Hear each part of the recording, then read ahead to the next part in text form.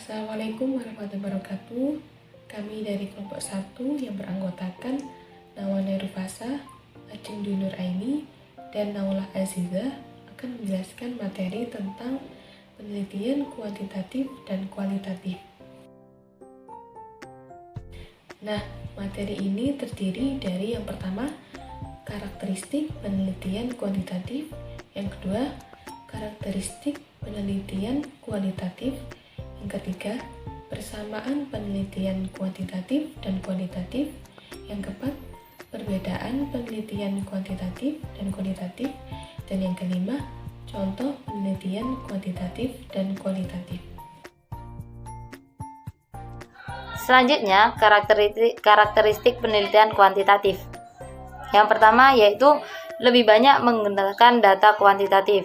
Yang kedua, kejelasan pada unsur-unsurnya, seperti pada tujuan, pendekatan, subjek, sampel, sumber data sudah mantap dan rinci sejak awal.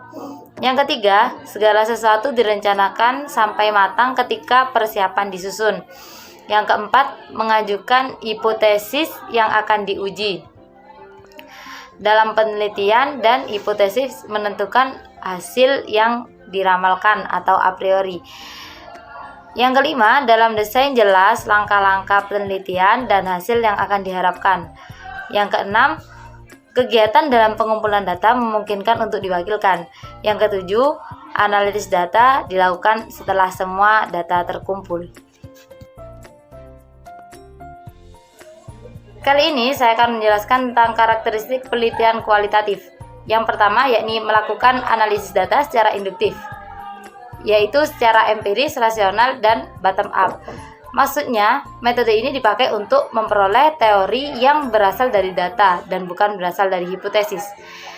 Kemudian yang kedua, rancangan penelitian bersifat alamiah atau natural, di mana rancangan penelitian pada penelitian kualitatif ini tidak seperti pada penelitian kuantitatif yang mempergunakan rancangan penelitian yang bersifat baku. Yang ketiga, makna sebagai sesuatu yang esensial dalam penelitian kualitatif, di mana penelitian kualitatif itu bertujuan untuk memahami, mencari makna di balik data, menemukan kebenaran, baik kebenaran empiris, logis, dan teoritis. Karakteristik yang selanjutnya yakni subjek yang diteliti, data yang dikumpulkan, sumber data yang diperlukan, dan alat pengumpul data bisa berubah-ubah sesuai dengan kebutuhan. Selanjutnya, pengumpulan data dilakukan berdasar fenomenologis, yang mana maksudnya yaitu dengan memahami secara mendalam gejala atau fenomena yang dihadapi. Selanjutnya yaitu mengutamakan proses daripada hasil, di mana pada penelitian kualitatif ini pengumpulan data sering memperhatikan hasil dan akibat dari berbagai variabel yang saling mempengaruhi. Kemudian yang ketujuh yakni peneliti berfungsi sebagai instrumen atau alat data. Peneliti sebagai alat penelitian artinya adalah peneliti sebagai alat utama pengumpul data, yaitu dengan metode pengumpulan data berdasarkan pengamatan dan wawancara. Yang kedelapan, mengadakan analisis sejak awal penelitian. Yang kesembilan, pengumpulan data secara deskriptif, yaitu data yang diperoleh dari penelitian ini berupa kata-kata, gambar, dan bukan angka, yang kemudian ditulis dalam laporan. Yang selanjutnya yaitu menggunakan metode triangulasi. Kemudian mementingkan rincian konstekstual, di mana peneliti mengumpulkan dan mencatat data yang sangat rinci mengenai hal-hal yang dianggap bertalian dengan masalah yang diteliti. Kemudian subjek yang diteliti berkedudukan sama dengan peneliti. Yang ke-13 yaitu mengutamakan perspektif emik. Artinya mementingkan pandangan responden, yakni bagaimana ia memandang dan menafsirkan dunia dan segi pendiriannya. Kemudian pengambilan sampel secara purposive, yakni metode kualitatif menggunakan sampel yang sedikit dan dipilih menurut tujuan penelitian. Materi selanjutnya yaitu persamaan penelitian kuantitatif dan kualitatif. Persamaan yang pertama yaitu terletak pada bentuk penelitian yang mengikuti 6 langkah dalam proses penelitian. 6 langkah tersebut yaitu yang pertama ada identifikasi masalah, yang kedua yaitu meninjau literatur. Untuk penelitian kuantitatif, literatur berperan besar, sedangkan pada penelitian kualitatif, literatur berperan kecil. Langkah yang ketiga yaitu menentukan tujuan penelitian. Pada setiap penelitian pasti memiliki tujuan penelitian, dan ketika kita membuat kesimpulan, maka harus berdasarkan pada tujuan dari penelitian itu. Langkah yang keempat yaitu pengumpulan data. Pengumpulan data ini bisa menggunakan tes atau non-tes. Langkah selanjutnya yaitu menganalisis dan menginterpretasi data. Dan langkah yang terakhir yaitu pelaporan serta evaluasi penelitian. Persamaan yang kedua yaitu terletak pada prosedur pengumpulan data. Pengumpulan data kualitatif dan kuantitatif dapat menggunakan pendekatan yang sama, contohnya seperti wawancara dan observasi.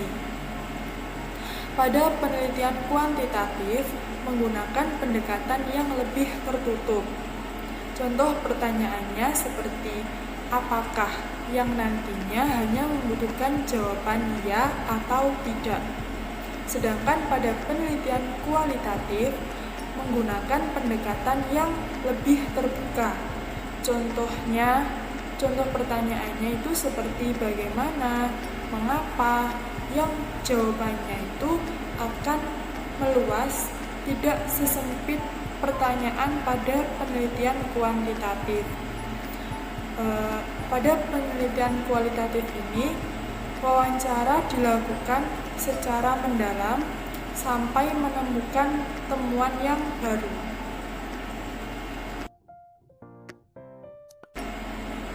Materi selanjutnya yaitu perbedaan penelitian kualitatif dan kuantitatif. Perbedaan yang pertama bisa dilihat dari pendahuluan atau bagian masalah penelitian. Jadi pada penelitian kuantitatif, masalah penelitian digunakan untuk mengarahkan jenis pertanyaan atau hipotesis yang diajukan dalam penelitian. Sedangkan pada penelitian kualitatif, masalah penelitian itu digunakan untuk menetapkan pentingnya ide, dan ide itu bisa tetap atau berubah atau bahkan berkembang. Perbedaan selanjutnya dapat dilihat dari analisis datanya. Pada penelitian kuantitatif menggunakan analisis statistik atau analisis matematis, dan datanya itu biasanya berbentuk angka. Sedangkan pada penelitian kualitatif itu menggunakan analisis kata-kata dan gambar.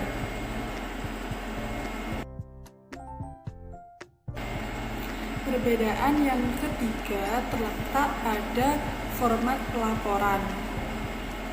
Pada penelitian kuantitatif, format pelaporannya mengikuti pendahuluan khas, yaitu aspeknya terdiri dari latar belakang, rumusan masalah, tujuan, hipotesis.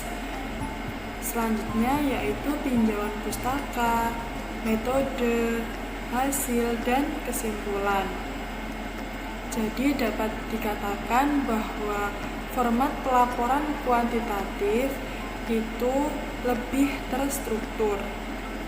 Sedangkan pada penelitian kualitatif, format tulisannya lebih terbuka dengan gambaran pribadi. Penggunaan kutipan yang luas dari subjek penelitian dan refleksi pribadi dari peneliti. Jadi dapat dikatakan bahwa hasil tulisan sebuah penelitian kualitatif dapat menggambarkan atau mencerminkan sosok penelitinya. Penelitinya itu seperti apa, sifatnya seperti apa itu dapat digambarkan dari hasil penelitian kualitatif.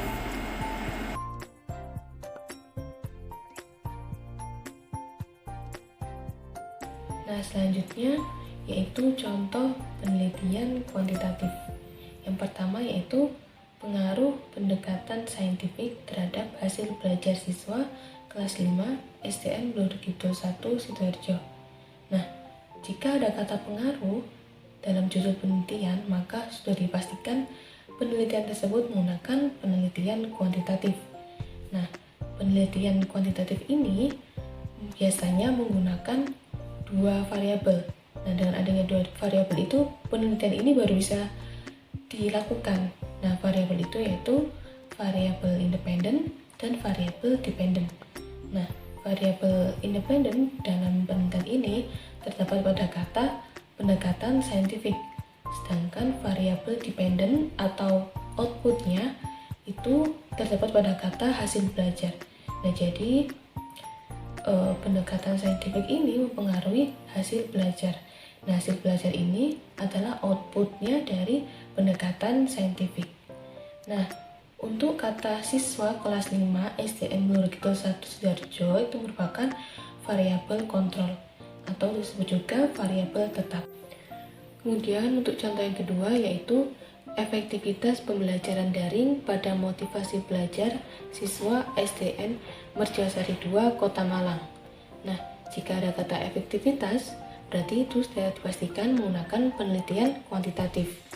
Nah, untuk variabel independennya terdapat pada kata pembelajaran daring, sedangkan variabel dependennya terdapat pada kata motivasi belajar. Nah, untuk variabel kontrol terdapat pada kata siswa SDN Merjosari 2 Kota Malang. Kemudian contoh yang ketiga yaitu media cerita bergambar dalam meningkatkan keterampilan menulis siswa SD Pelita Harapan Surabaya. Nah, dari judul ini itu kita bisa menggunakan penelitian kuantitatif maupun penelitian kualitatif. Jadi bisa pilih salah satu mau menggunakan penelitian yang apa. Nah, tergantung dari metode yang akan kita gunakan nantinya. Nah, metode tersebut akan dibahas pada pertemuan selanjutnya.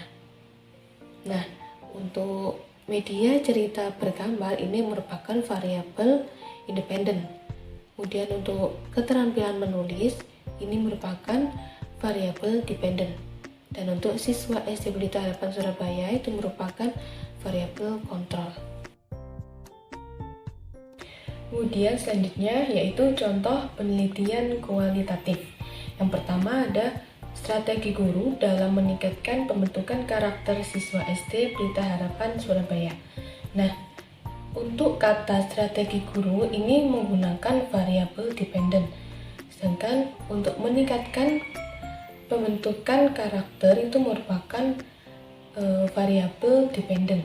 Kemudian siswa SD Pelita Harapan Surabaya itu merupakan variabel kontrolnya.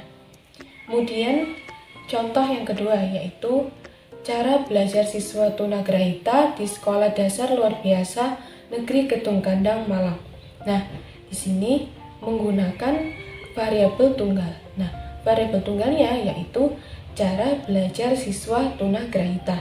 Sedangkan Sekolah Dasar Luar Biasa Negeri Kedung Gandang Malang itu merupakan cakupan dari respondennya. Kemudian contoh yang ketiga yaitu analisis faktor-faktor yang mempengaruhi proses belajar siswa kelas 3 SDN Blur Kidul 1 Sidoarjo. Nah, analisis faktor-faktor yang mempengaruhi proses belajar ini merupakan variabel tunggal. Sedangkan siswa kelas 3 SDN Blur Kidul 1 Sidoarjo itu merupakan cakupan dari respondennya. Nah, itu tadi penjelasan dari kami. Mohon maaf jika terdapat kesalahan karena kami semua juga masih belajar. Terima kasih. Wassalamualaikum warahmatullahi wabarakatuh.